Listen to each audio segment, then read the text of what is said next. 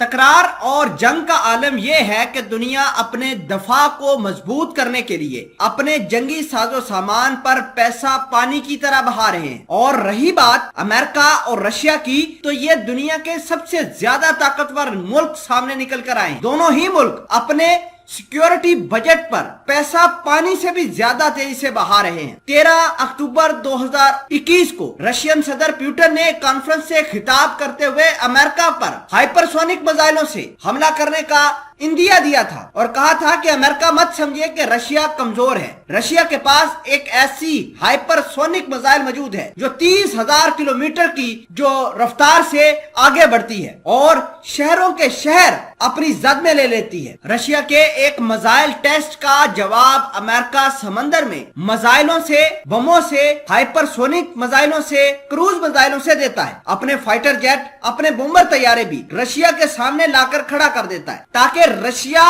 اور امریکہ جو ہے اپنی طاقت کا کمپیریزن کر سکے۔ ناظرین اکرامی، بدلتے ہوئے حالات دیکھتے ہوئے اب دنیا والے کافی پریشان ہیں۔ 5 ملکوں کے بارے میں بتایا یہ جا رہا ہے کہ وہ اپنے بجٹ کو پانی کی طرح بہا رہے ہیں اور ڈیفنس کو مضبوط سے مضبوط کرتے جا رہے ہیں۔ وہ 5 ممالک کون سے ہیں اور رشین صدر پیوٹن نے جو 13 اکتوبر 2021 کو امریکہ کے شہروں کو ہٹ کرنے کا جو تھریٹ دیا تھا وہ ہتھیار کون سا ہے، اس کی کیا خصوصیت ہے، یہ سب کچھ آج کی اس ویڈیو میں ہم جانیں گے۔ چھوٹی سی گزارش ہے کہ آپ ہمارا یوٹیوب چینل حسنات ٹی وی کو سبسکرائب کر کے پاس موجود گھنٹی کے نشان کو دبا لیں تاکہ لیٹسٹ نیوز آپ تک بر وقت پہنچتی رہے۔ سامعین قدر، سب سے بڑی اور اہم بات یہ ہے کہ 27 دسمبر 2019 کو رشیا نے ایک ہائپر سونک میزائل کا ٹیسٹ کیا تھا۔ وہ میزائل جس کا نام ایون گارڈ میزائل تھا، اس کا ٹیسٹ ہوا تھا۔ رشیا کے دارالحکومت ماسکو سے 250 کلومیٹر دوری پر اس میزائل کا ٹیسٹ کیا گیا تھا، اور آپ کو یہ بتا دیں کہ یہ میزائل جو ہے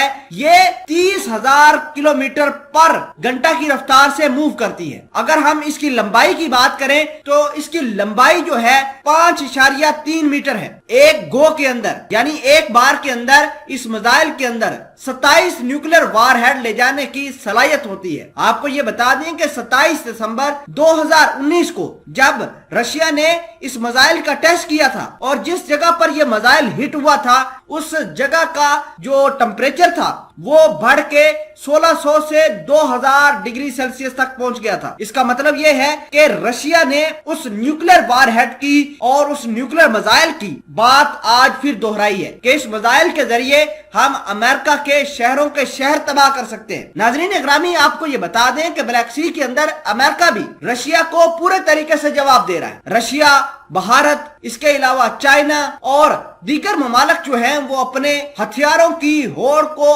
تیزی سے بڑھا رہے ہیں۔ ناظرین اکرامی، چائنا کی بات کریں تو چائنا پورے ساؤتھ چائنا سی کے اوپر اپنے آپ کو لارڈ مانتا ہے۔ بلیک سی کے اوپر رشیا اپنی آپ کو سپر مین سمجھتا ہے۔ اگر ہم امریکہ کی بات کریں اور بھارت کی بات کریں، اسی طرح یورپی یونین کی بات کریں تو یہ سارے کے سارے ممالک آج کل رشیا اور چائنا کے جو اس سپر میسی کے زد میں آ چکے ہیں اور کوئی ایسا راستہ ڈھونڈ رہے ہیں جس سے دونوں ہی ملکوں کو، رشیا اور چائنا کو، یہ یورپ والے برباد کر سکیں، اور اگر ایسا ہوا تو ورلڈ وار 3 کا آغاز ہو جائے گا۔